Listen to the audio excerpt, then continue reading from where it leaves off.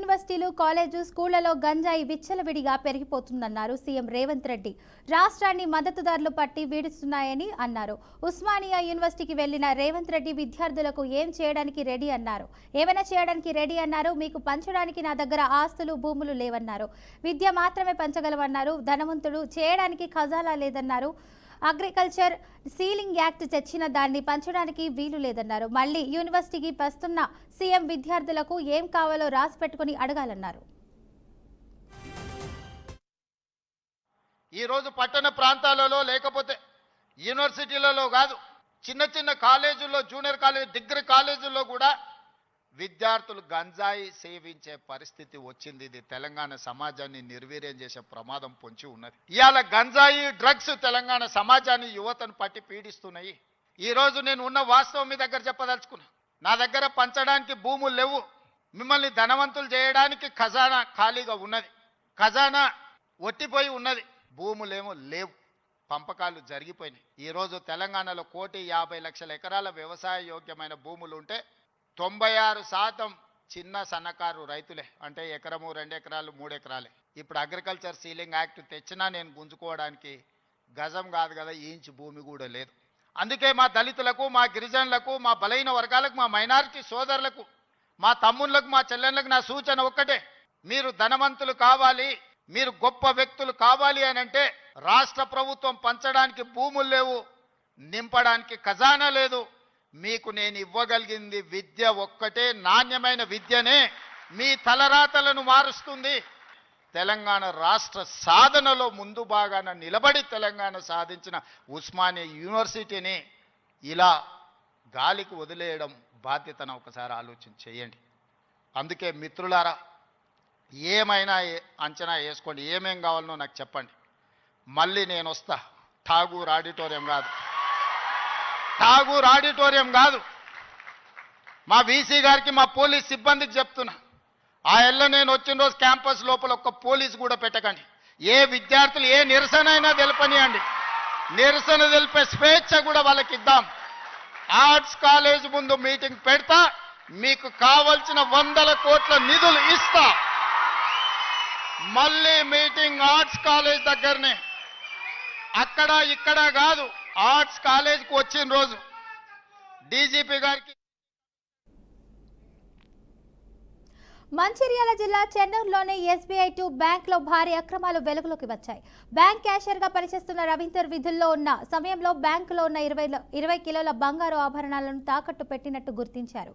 ఈ విషయం బయటకు రావడంతో 5 రోజులుగా గోల్డ్ లోన్ ఖాతాదారులు తీవ్ర అయోమయంలో ఉన్నారు. బంగారం ఏమైందన్న అనుమానాలతో బాధితులు బ్యాంకు ఎదుట ఆందోళన చేపట్టారు. సమాచారం అందుకున్న పోలీసులు, బ్యాంక్ అధికారులు ఘటనా స్థలానికి చేరుకొని బాధితులకు సర్ది చెప్పే ప్రయత్నాలు చేస్తున్నారు. ఇక పరారీలో ఉన్న క్యాషియర్ రవీందర్ కోసం గాలింపు చర్యలు చేపట్టినట్లు పోలీసులు తెలిపారు.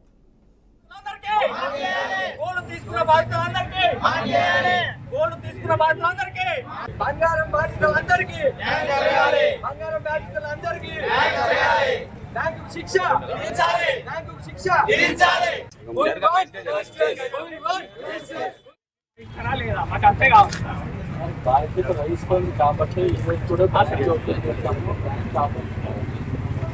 మీ అందరికీ సమాధానం చెప్పడానికి బయటకు వచ్చాము. దీనికి సంబంధించి ఆల్రెడీ కేసు రిజిస్టర్ అయింది.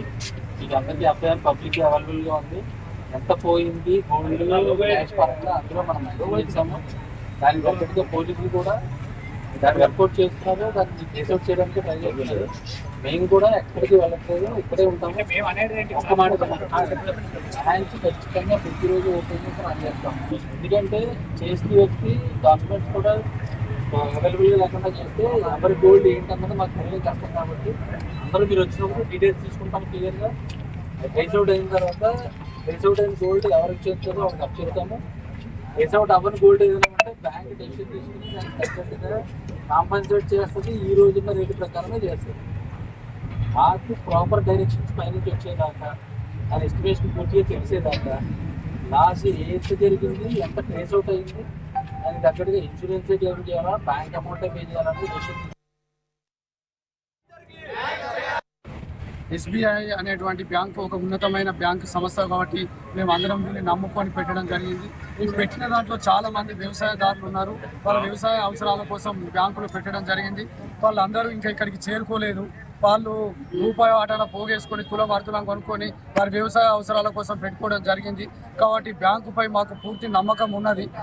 కాబట్టి పై అధికారులు ఎవరున్నారో మాకు వచ్చి ఈరోజు మాకు ఈ హెల్ప్ లైన్ పెడతారా, లేకపోతే మాకు ఏ విధంగా మా యొక్క నష్టాన్ని హామీ ఇస్తారో మాకు తెలియజేసే వరకు మా యొక్క ఈ పోరాటాన్ని ఇంకా ఉధృతం చేస్తామని నేను గోల్డ్ బాధితులం మేమందరము. ఈ గోల్డ్ బాధితులం అందరం వచ్చి ఇక్కడ గత 14 రోజుల నుంచి 40 రోజుల నుంచి వ్యవహారం జరుగుతుందంట. ఈ 40 రోజుల వ్యవహారంలో మాకు 4 రోజుల ముందే మాకు తెలిసింది గోల్డ్ ఎవరో తీసుకెళ్లారని. ఆ తీసుకెళ్లిన వ్యక్తి ఎవరో మాకు తెలియదు. ఆ బ్యాంకులో పై ఆఫీసర్ ఎవరు ఉన్నారో మాకు తెలియదు. కానీ మా గోల్డ్ మాకు ఇవ్వాలని మేము ఇక్కడ ధర్నా చేయడం జరుగుతుంది. మరి గోల్డ్ ఇవ్వకపోతే, రికవర్ కాకపోతే ఏ విధంగా మాకు ఇస్తారో, హామీ ఇస్తారో మాకు ముందు హామీ ఇవ్వాలి. మీరు మాకు హెల్ప్ డిస్క్ కూడా పెట్టాలని కోరుకుంటున్నాం. అదేవిధంగా గోల్డ్ ఏది ఏందో ఆ గోల్డ్కు డబ్బులు మాత్రమే ఇస్తానని అంటున్నారు లోపల. కానీ ఆ గోల్డ్ మాకు అవసరం, ఆ డబ్బులు మాకు అవసరం లేదు. మా గోల్డ్ మాకు కావాలి. లేకపోతే మా గోల్డ్ మాకు ఇవ్వకపోతే గోల్డ్ తీసుకున్న ప్రతి ఒక్క బాధ్యత అందరు కూడా ఆ గోల్డ్ లోన్ మాఫీ చేయాలి. ఇదే వాళ్ళకు శిక్ష, ఎస్బీఐ వాళ్ళకు శిక్ష. బ్యాంక్ వాళ్ళకు గోల్డ్ లోన్ మొత్తం మాఫ్ చేసి ఆ గోల్డ్ అయితే లోన్ ఎంత తీసుకున్నారో, ఆ గోల్డ్ ఏం తీసుకున్నారో గోల్డ్ పూర్తిగా మొత్తము బాధితులు అందరికి ఇవ్వాలని మేము కోరుకునే నినాదం ఇది. మా గోల్డ్ మాకు ఇచ్చేదాకా మేము ఇదే ధర్నా కొనసాగిస్తామని కోరుకుంటున్నాం. మీ పై ఆఫీసర్ అయితే ఎవరు ఉన్నారో మాకు హామీ ఇవ్వాలి. మీరు హెల్ప్ డెస్క్ పెట్టాలి. మీరు ఏ విధంగా ఇంతవరకు ఒక హెల్ప్ లైన్ కూడా పెట్టలేదు, ఒకటి చెప్పలేదు, మాకు హామీ ఇవ్వలేదు. మీరు ఏం చేస్తున్నారో మాకు తెలియాలని మేము కోరుకుంటున్నాము. అనంతపురం జిల్లా బాలాజీనగర్లో విద్యార్థి సూసైడ్ కలకలం రేపింది. నలంద డిగ్రీ కళాశాలలో 3వ సంవత్సరం చదువుతున్న స్వాతి ఉరివేసుకుని ఆత్మహత్యకు పాల్పడింది. సమాచారం అందుకున్న పోలీసులు ఘటనా స్థలానికి చేరుకొని దర్యాప్తు ప్రారంభించారు. స్వాతి చదువుకుంటూ నగరంలోని రక్త పరీక్ష కేంద్రంలో ల్యాబ్ టెక్నీషియన్ గా పనిచేస్తుందని పోలీసులు తెలిపారు. మృతురాలి స్వస్థలం సత్యసాయి జిల్లా పెనుకొండ మండలంగా గుర్తించారు. ఆత్మహత్యకు గల కారణాలు ఇంకా తెలియాల్సి ఉందన్నారు. మృతదేహాన్ని పోస్ట్ మార్టం నిమిత్తం ప్రభుత్వ ఆసుపత్రికి తరలించారు. సమయంలో మాకు వచ్చిన సమాచారం అయితే 8:30 సమయంలో సమాచారం వచ్చింది. విషయం ఏమంటే పూజారి స్వాతి అనే ఒక అమ్మాయి, ఏజ్ 22. ఆ అమ్మాయి వచ్చేసి ల్యాబ్ టెక్నీషియన్, ఎంఎల్టీ కోర్స్ పూర్తి చేసి ల్యాబ్ టెక్నీషియన్ డీపు బ్లడ్ బ్యాంకులో పనిచేస్తుంది. బాలాజీ లేడీస్ హాస్టల్లో, సాయినాథ్ ఫస్ట్ హాస్టల్లో ఉంటూ degree 3rd year BCom computers Nalanda కాలేజీలో ఉంటుంది. పార్ట్ టైం జాబ్గా దీపు ట్రీట్మెంట్లో ల్యాబ్ టెక్నీషియన్ చేస్తుంది. ఈరోజు ఉదయం వాళ్ళ ఆ దీపు అంటే హాస్టల్లో హాస్టల్లో ఉండే మిగతా కొలీగ్స్ అమ్మాయి వేరే రూమ్లో ఎవరు లేని రూమ్లో పోయి డోర్ వేసుకొని ఎంతసేపు తెరిచేపటికి వీళ్ళు కొలీగ్స్ హాస్టల్ పక్కన రూమ్లో వాళ్ళు ఓపెన్ చేయలేదు. ఆ దీపు బ్లడ్ బ్యాంక్ వాళ్ళని పిల్లల్ని వాళ్ళకి కూడా ఫోన్ చేస్తే వాళ్ళు వచ్చారు. వాళ్ళు వచ్చి ఆ డోర్ని పగులుకొట్టి లోపలికి పోయి చూస్తే అమ్మాయి ఫ్యాన్కి చిన్న వేసుకుని వెళ్ళాడుతున్నది. వాళ్ళు ఇమీడియట్గా ఏదైనా ప్రాణం ఉందని చెప్పేసి మార్క్ హాస్పిటల్కి తీసుకెళ్ళారు. వాళ్ళు లేదు అక్కడ చూడము అని చెప్పారు. ఇమీడియట్గా వాళ్ళు మరి గవర్నమెంట్ హాస్పిటల్ తీసుకుని వచ్చినారు. ఇక్కడికి వచ్చేవాడికి గవర్నమెంట్ హాస్పిటల్లో బ్లడ్ డెత్ అని చెప్పి అమ్మాయిని డెత్ డిక్లరేషన్ చేశారు. ఈ అమ్మాయి మరణ కారణం మీద ఇంకా మాకు ఎటువంటి మరణ కారణం తెలియదు. వాళ్ళ పేరెంట్స్ వచ్చినారు. వాళ్ళు కంప్లైంట్ ఫిర్యాదు చేస్తే దాని మేరకు విచారించి తగు న్యాయం చేస్తారు. తిరుమల శ్రీ వెంకటేశ్వర స్వామి వారిని కేంద్ర మంత్రి కిషన్ రెడ్డి కుటుంబ సమేతంగా దర్శించుకుని సుప్రభాత సేవలో పాల్గొన్నారు. అనంతరం రంగనాయకుల మండపంలో వేద పండితులు వేదాశీర్వచనం అందించగా ఆలయ అధికారులు తీర్థ ప్రసాదాలు, పట్టు వస్త్రాలు అందజేసి సత్కరించారు. స్వామివారి దర్శనం చేసుకోవడం ఆనందంగా ఉందని కిషన్ రెడ్డి అన్నారు. ప్రజలందరూ సుఖ సంతోషాలతో ఉండాలని ఆకాంక్షించారు. మా కుటుంబ సమేతంగా స్వామివారి దర్శనం రావడం జరిగింది. అత్యంత వైభవంగా దర్శనం చేసుకోవడం జరిగింది. మనకందరికీ తెలుసు, ఈ సంవత్సరం కూడా కొంత ఇబ్బందులు అయినప్పటికీ కూడా మంచి వర్షాలు దేశమంతటా రావడం జరిగింది. ప్రజలందరూ కూడా సుఖ సంతోషాలతో మన యొక్క పాడి పంటలతో అందరూ సంతోషంగా ఉండాలని భగవంతుని ప్రార్థిస్తున్నాను. ముఖ్యంగా ఈరోజు ఇటీవల జరిగినటువంటి పహల్గామ్ సంఘటన తర్వాత ఆపరేషన్ సింధూర్తో మన సైనికులు, మన భద్రతా సిబ్బంది ఏ రకంగా వీరోచితమైనటువంటి ప్రదర్శన చేసి మన దేశానికి గౌరవాన్ని పెంచేటువంటి ప్రయత్నము, ఉగ్రవాదులను అంతం చేసేటువంటి ప్రయత్నం చేయడం జరిగింది. భవిష్యత్తులో కూడా మన సైనికులకు మరింత శక్తినివ్వాలి, మన భద్రతా సిబ్బంది మరింత పట్టుదలతో దేశ పరిరక్షణలో అంకితభావంతో పనిచేస్తున్నారో వాళ్ళకు అన్ని రకాలుగా అండగా ఉండాలి. ఆ రకంగా మన సైనిక శక్తి, మన దేశ భద్రత మరింత శక్తివంతంగా ఉండాలని ఈ సందర్భంగా భగవంతుని ప్రార్థిస్తాం. ఈరోజు మా కుటుంబ సమేతంగా స్వామివారి దర్శనాన్ని రావడం జరిగింది. అత్యంత వైభవంగా దర్శనం చేసుకోవడం జరిగింది. మనకందరికీ తెలుసు, ఈ సంవత్సరం బీఆర్ఎస్సీ విద్యార్థులు 2 లక్షల ఉద్యోగ భర్తీ డిమాండ్తో ఓయూలో నిరసన చేపట్టారు. తెలంగాణ ప్రభుత్వం ఇచ్చిన హామీ మేరకు ఉద్యోగ భర్తీ తర్వాతే ముఖ్యమంత్రి రేవంత్ రెడ్డి ఓయూకు రావాలని కోరారు.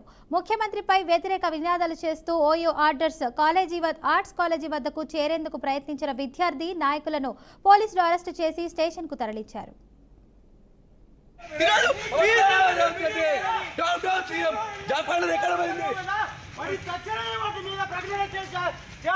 డిమాండ్ చేస్తా ఉన్నాం.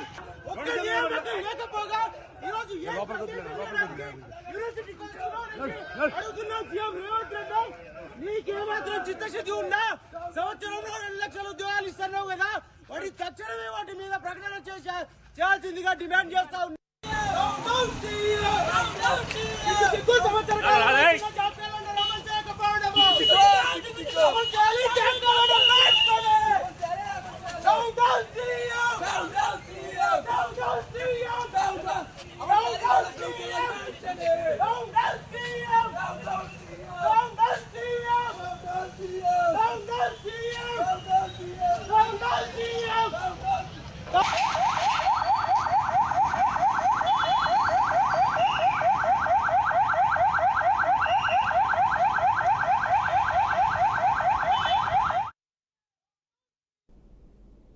వరంగల్ జిల్లా వర్ధన్నపేట నియోజకవర్గంలో రాష్ట్ర కాంగ్రెస్ పార్టీ ఆధ్వర్యంలో జరగనున్న జనహిత పాదయాత్రలో కాంగ్రెస్ పార్టీ వ్యవహారాలు ఇన్ఛార్జ్ మీనాక్షి నటరాజన్ పాల్గొననున్నారు.